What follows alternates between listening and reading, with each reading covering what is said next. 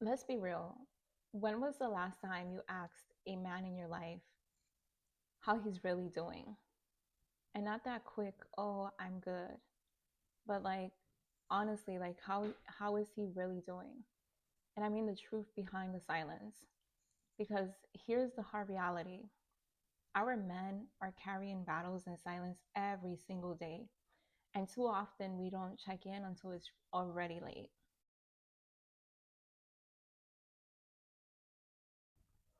Welcome back to Love By.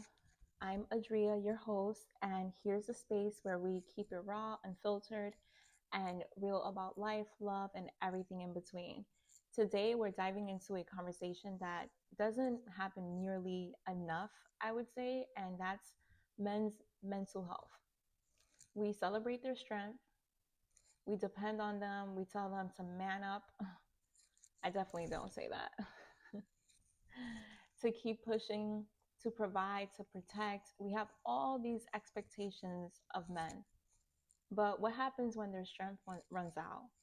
Who gives them permission to be vulnerable? Who's there for them to cry? Who's making it okay not to be okay? Where is their community? And that's what we're really talking about today. Here's what the numbers tell us: men are 3 to 4 times more likely to die by suicide than women. I bet you guys didn't know that. Nearly 1 in 10 men experience depression or anxiety, but most likely will never seek help.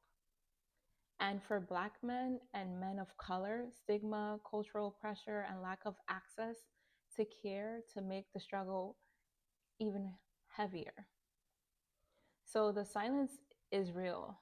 The cost of living is real. And we should really be there for our men.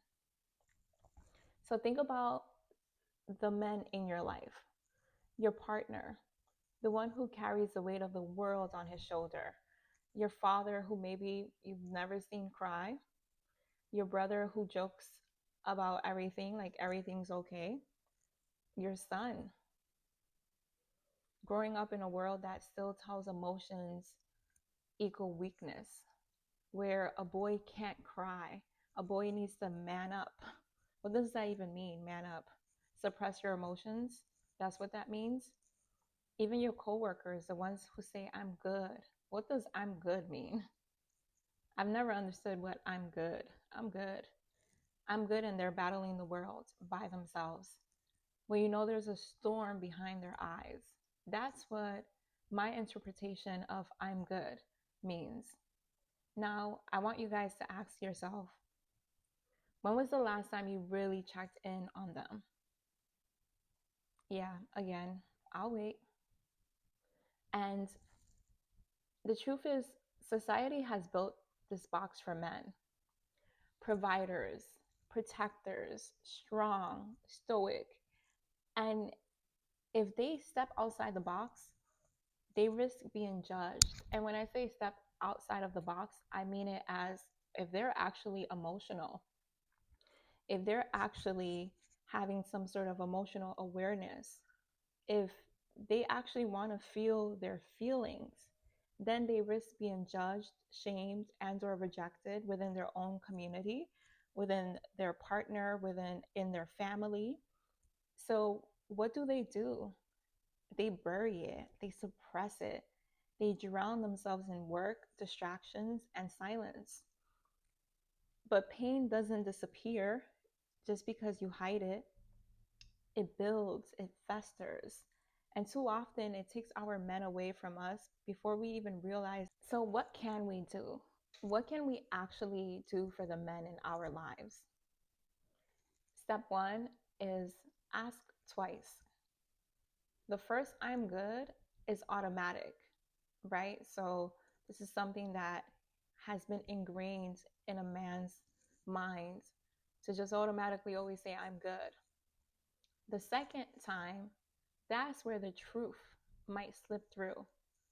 But again, you have to actually want to understand what the second time would be for him to even express that. Like, you have to actually open it up so that it's a non-judgmental zone for this man.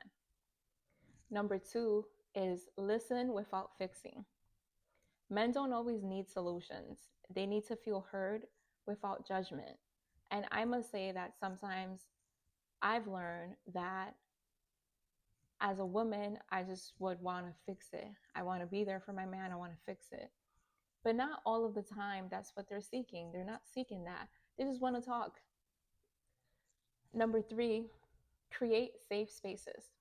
Show them that vulnerability isn't weakness. It's okay. And always show them that their feelings matter.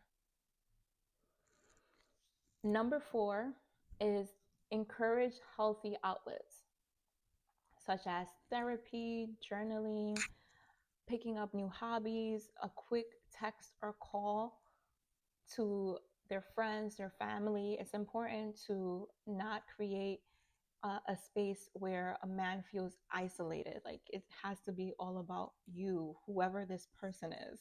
It doesn't have to be that way. He has to feel like he can express himself in other ways as well. And you have to normalize it for them. Step number 5 is showing up consistently. Not just when something's off. You'll do like a quick text or call. Oh, how are you doing? Are you okay? No. But be consistent about it. Like actually show him that you care, that you're there, that you are just trying to listen to him, just trying to be there for him. Because love isn't just about celebrating a man when he's strong. It's about standing with him when he's fragile too. And sometimes the act of permission and giving him space is what really saves his life, his mental health, his well-being, and just wanting to feel like he's okay. I want you to pause and reflect for a moment. Who's the one man in your life you can check in with today? So you can send the text, make the call, invite him out. And when you do, don't just stop at, oh, you're good. No, there's more to that. Ask him how he's really doing. And again, you could ask a man how he's really doing, and at first he might be a bit apprehensive about it. But if you open it up and you relax your shoulders, relax yourself, relax your energy, so that this man knows it's okay and he's in a safe space where he can actually express himself, and he feels like he's not going to be judged, and you are going to listen and you're not trying to fix it. Just be there, because the silence is heavy, and the smallest check-in could really lift his spirit, and it could really lift this weight that men are constantly carrying that nobody knows about. If this episode spoke to you, share it. Send it to a friend, tag someone you love, or post it on your story. Let's make men's mental health part of everyday conversations. Not something that we only do and or check in when it's too late. Because when we love our men enough to check in, to hold space, and to remind them that it is okay, that's where the healing begins. And here at Love By, I'm going to leave you guys today with this. Have you checked on your man's mental health lately?